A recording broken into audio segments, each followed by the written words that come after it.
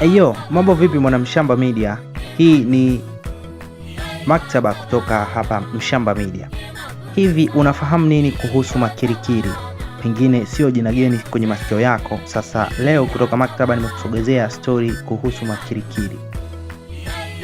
Makirikiri si jina rasmi la kabila moja lililotambuliwa kisheria Botswana, bali ni jina la kitamaduni linalotumika kuelezea aina ya nyimbo, midundo na mitindo ya uimbaji wa asili inayopatikana miongoni mwa baadhi ya jamii za asili ya Botswana, hususan jamii za Baswara kwenye mabano San, Boshwen na makundi mengine ya kale yaliyokaa kusini mwa Afrika kwa maelfu ya miaka.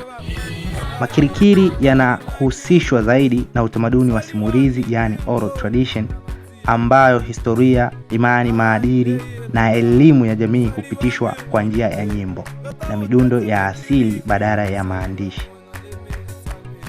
Makirikiri kama utamaduni wa muziki. Katika muktadha wa Botswana, makirikiri ni nyimbo za asili zenye marudio, yani repetition. Hutumia sauti za asili, kupiga makofi, miguu, sauti ya koo. Mara nyingi hazitumii ala za kisasa. Huimbwa kwa vikundi, si mtu mmoja. Sindio? Nyimbo hizi ziliimbwa wakati wa sherehe za kijamii, tambiko za kiroho, matibabu ya kiutamaduni, mafunzo ya vijana, kuimarisha mshikamano wa jamii. Maudhui ya nyimbo za makirikiri. Vitu vingi ambavyo watu wengi hawajui kuhusu makirikiri ni kwamba nyimbo hizi hazikuwa burudani tu, bali njia ya elimu. Zilitumika kufundisha historia ya ukoo, heshima kwa wazee, uhusiano wa binadamu na mazingira, uwiano wa kiroho kati ya binadamu na dunia. Nyimbo za makirikiri mara nyingi hazikuwa na mtunzi mmoja, yaani nyimbo hizi zilikuwa zinatungwa na kikundi cha watu. Zilimilikiwa na jamii nzima. Makirikiri zilihusishwa sana na imani za kiroho. Kwa jamii za asili za Botswana, makirikiri yaliaminika kuwa njia mojawapo ya kuwasiliana na ulimwengu wa kiroho. Kama tujuavyo, utamaduni wa zamani kabla ya ujio wa koloni, wazee wetu walikuwa wanaamini katika mizimu. So, makirikiri yaliaminika kuwa ni njia ya kuwasiliana na ulimwengu wa kiroho.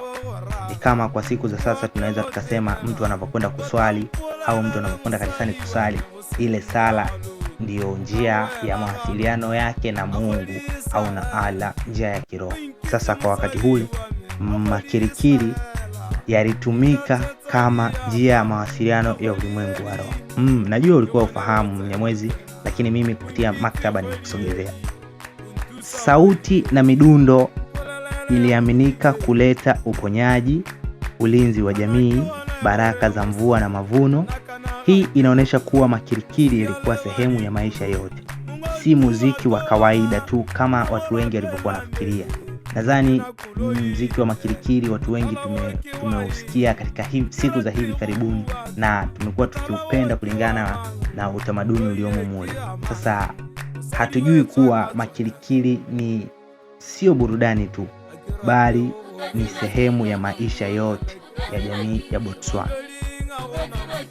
Of course, makirikiri bado ipo katika dunia ya leo. Leo hii makirikiri yanaonekana kama tamasha za tamaduni. Wasanii wa kisasa wanachanganya makirikiri na muziki wa kisasa. Hii tumekuwa tukiona katika jamii tofauti tofauti. Wasanii wa kizazi kipya wamekuwa wakichanganya nyimbo au tamaduni za kisasa na tamaduni za kizamani. Hii pia imekuwa ikifanyika South Africa. Tumeshuhudia wasanii wakichanganya tamaduni za kizamani na nyimbo za sasa hivi. Vile vile Botswana, wasanii wa sasa hivi wamekuwa wakichanganya tamaduni za sasa na tamaduni za makirikiri katika utunzi wa kazi zao. Hii inaonyesha kuwa makirikiri ni sehemu ya urithi wa utamaduni wa Botswana. Hautoacha kuitaja makirikiri unapoitaja Botswana. Hata hivyo, sehemu kubwa ya historia yake haijaandikwa, ndiyo maana watu wengi hawajui undani wake. Umuhimu wa makirikiri leo ni utambulisho wa asili, ni kumbukumbu ya historia kabla ya ukoloni, ni daraja kati ya kizazi cha zamani na cha sasa.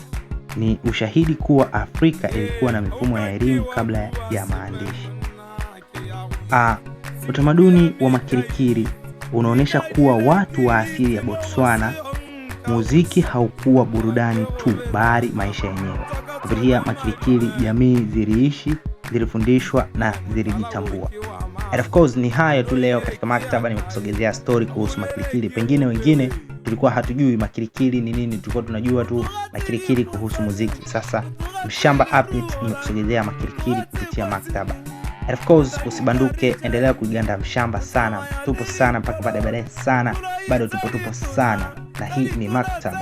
Let's go, let's do this. Thank you for listening to me, Mshamba Moko. Till next time, bye bye. Bansaraka mugala ni wana gapeke ya gutwa ga isale wena mali ne